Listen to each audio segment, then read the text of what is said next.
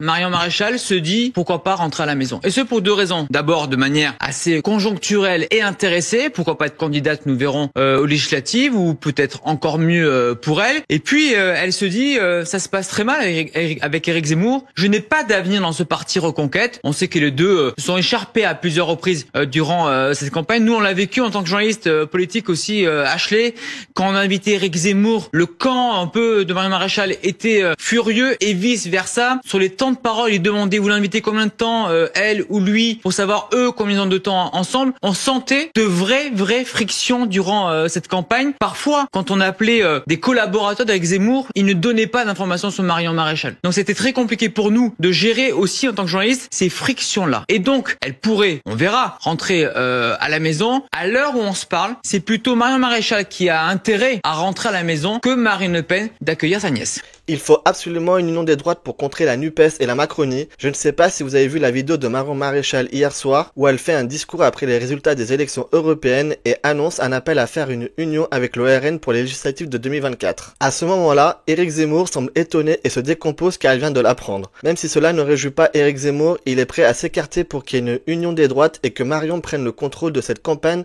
des législatives de 2024. Sinon, à part ça, je pense que Nicolas Dupont-Aignan rejoindra le mouvement avec le parti Debout la France. En revanche, je ne sais pas si les souverainistes Florian Philippot et François Asselineau vont rejoindre le mouvement.